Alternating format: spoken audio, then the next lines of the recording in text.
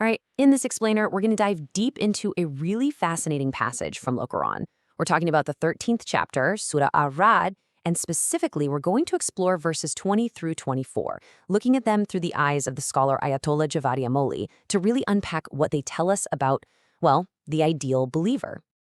Okay, so here it is. This is our source text. These verses, they're not just a few lines of scripture. They're basically a complete blueprint for what the Quran calls the people of understanding. And it's so comprehensive, it describes not just what they believe, but how they act and even what their ultimate reward is going to be. So, yeah, let's unpack that blueprint. So here's how we're going to break this all down. We've got 6 key areas. First, we'll look at the core verse itself. Then, we'll figure out who exactly these people of understanding are. After that, we'll explore the tools they use, things like intellect and nature, and, the consequences for them and, well, for their opposites. And then we'll wrap up with the last 2 sections, which dive into a really fascinating distinction the Quran makes about fear versus reverence. Super interesting. All right, let's start at the very beginning, with the foundation, the text itself. The passage kicks off by immediately pointing to the number one quality of this group it's about to praise. It says, those who fulfill the covenant of Allah and do not break the contract. I mean, right there, that sets the stage for everything else. This idea of a covenant, a sacred promise, is the very first thing mentioned. That's got to be important. And wow, look at the sheer breadth of these attributes. This is what's so powerful. The Quran isn't just talking about internal beliefs here. It's giving us a complete profile of this group, the ulul albab, or the people of understanding. And you can see their character expressed through real, tangible actions. They maintain bonds, they have a very specific kind of fear, they're patient for God's sake, they pray, they give charity, both secretly and out in the open, and they actively push back against evil with good. It's a whole way of life. And here's the payoff. This is a perfect example of that Quranic principle of cause and effect, right? These qualities, these virtues, they aren't just listed for no reason. They're directly tied to a very clear consequence. For those will be the good end. It's presented as the direct result of living this way. Simple as that.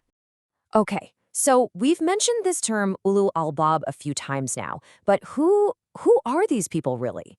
The source material makes it super clear that it's about way more than just being smart. It's about a very specific kind of understanding. So here's the crucial distinction the source makes.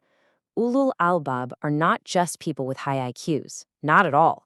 They are people who actively use their minds, their reason, to see the divine signs all around them, both in the world and in Revelation. They're the ones who go beyond a surface-level reading to really grasp the deep, underlying truths of existence. And to really drive this point home, the author points to other places this term pops up in the Quran. This verse from Surah Ibrahim, it's a perfect example. It directly connects the whole purpose of the divine message, to warn people, to affirm God's oneness, to a very specific audience, the ulul albab. Why them? Because they're the ones who can actually take heed precisely because they think and reflect so deeply. Okay, so this brings us right back to that very first attribute we talked about, fulfilling the covenant of Allah. I mean, if this is their number one characteristic, that makes you wonder, what exactly is this covenant? Are we talking about a specific list of rules, or is it something deeper, more fundamental? Well, the analysis lands on this. Well, yeah, there are lots of covenants. The main one, the big one that covers everything, is Tawheed. That's the unshakable belief in the absolute oneness of God. This is presented as the foundational pact, the original agreement between the Creator and all of creation. It's the bedrock that all other rules and moral duties are built on. Okay, so that's a pretty big deal. But if this covenant of Tawheed is so central, then the next logical question is, how is anyone supposed to recognize it and then actually live by it? Well, the exegesis explains that God didn't just leave us hanging. He actually gave us 2 fundamental proofs, or hujjat, to guide us. And this is where it gets really interesting. There's this beautiful symmetry here. The source talks about 2 proofs that are basically designed to work together in perfect harmony. You've got the internal proof, which is our intellect, our aql, that divine spark of reason inside every single one of us. And then, complementing that, you have the external proof, the guidance brought by the prophets. And that external guidance speaks directly to and confirms what our innate nature, our fitra, already kind of knows to be true. It's a perfect system. And hey, this idea of an internal proof, it's not just some philosophical theory. It's spelled out right there in the Quran. Just take this verse from Surah Ash-Shams. It says that God literally inspired the soul with its wickedness and its righteousness. In other words, he divinely programmed us with this built-in ability to tell right from wrong. That's our internal moral compass, right there. So think about it. You've got this internal compass, your intellect, and you've got this external guidance from the prophets. With these tools, humanity basically stands at a crossroads. We have everything we need, and we have the freedom to choose. And that's why these verses in Surah Ar-Ra'd don't just tell us about the path of the ulul albab, they also show us its polar opposite. The source paints this perfect mirror image contrast. It's so clear. Where the ulul albab fulfill the covenant, these other people break it. Where the ulul albab join what God commanded to be joined, things like family ties, community bonds, these other folks, they sever them. And the end result of all these negative actions, it's the spreading of what the Quran calls fasad, or corruption, across the earth. The text lays out this really clear and frankly tragic downward spiral. It all starts with that first step, violating the core promise with God. From there, it leads to the breakdown of social bonds, of family ties, and the result of that, widespread societal decay and corruption. And just like the ulul albab get a good end, this path has its own specific consequence, the curse, being cut off from God's mercy and what's called the terrible abode. All right, let's circle back to one of those key attributes of the ulul albab. They fear their Lord. Now, on the surface, that sounds pretty simple, right? But this is where the source text does this incredible deep dive, a linguistic and theological analysis of that one little statement. See, the Arabic language has a bunch of different words for fear, and the specific word used here is absolutely critical. And this whole analysis really forces us to ask a huge question about the nature of faith itself. When the Quran talks about fearing God, what does it actually mean? Is it talking about that primal, gut-level terror of punishment? The kind of fear you'd feel if you were facing a lion? Or is it something else? Something more refined, more intellectual, more profound? So the author makes this incredibly important distinction. On one hand, you have khof. That's your general everyday word for fear. It's the fear of getting hurt, the fear of consequences. Anyone can feel that. But then you have khasha, which is the word that's often used in this context. And this is completely different. This is a fear that's born from knowledge, not ignorance. It's the awe, the reverence, that profound respect you feel when you start to get even a tiny glimpse of the greatness and perfection of the one you're thinking about. And you don't have to take my word for it. The Quran itself makes this connection completely explicit. There's this famous verse in Surah Fatir that says, "The only ones who truly have khashya of Allah are the ulama, the people of knowledge." So think about what that means.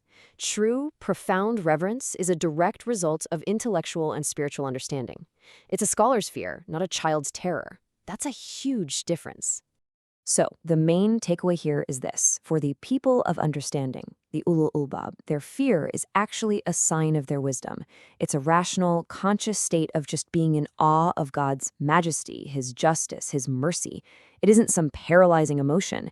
It's a motivating force, and it comes directly from their deep understanding of things. But wait, it gets even deeper. The source takes this a step further.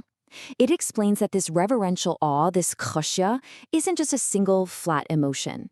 It actually has multiple layers, and each layer is directed at a different aspect of reality. So the analysis breaks it down into 3 distinct dimensions. First, the ulul albab have a healthy fear of themselves, of their own ego, their own potential to mess up. They're self-aware. Second, they fear the day of reckoning. And it's not just about punishment, it's about the incredible precision of the accounting. And third, you have the highest level where fear goes beyond consequences entirely and just becomes a direct awe of God himself, of the divine essence. And the source gives us this really profound insight into what that phrase, the evil of the reckoning, actually means. It's suggesting it's not just a fear of a divine audit, like you're worried about getting caught. No, it's the anxiety of simply not being worthy of God's incredible generosity and mercy. It's the fear of falling short of that grace. And to really paint a picture of this existential dread of the day of judgment, the exegesis pulls in other verses. This line from Surah An-Nur, for example, it paints this vivid image of a day so huge, so momentous, that it literally flips hearts and eyes upside down. A day where everything you thought was certain just gets completely upended. That is the day they fear. Ultimately, though, the source text elevates this whole idea to another level. The absolute peak of khashya is when fear isn't even about avoiding something bad anymore. Instead, it becomes this positive, constant state of awe, an awe that's inspired by thinking about God's absolute perfection, His majesty, and, this is key, His beauty. And this state of being is just perfectly captured in a prayer that's quoted at the end of the analysis. And listen to what the person is asking for. They're not begging to be saved from hellfire or asking to get into paradise. They are asking to be brought closer to God through His own beauty. At this point, the whole relationship has moved beyond fear and reward. It's become one of pure reverential love and awe. So that leaves us with a final thought to chew on. How does this totally shift our perspective? When you start to understand fear not as terror, but as a reverential awe that comes from knowledge and beauty, how does that change your entire approach to faith? How does it change the reason you do anything at all?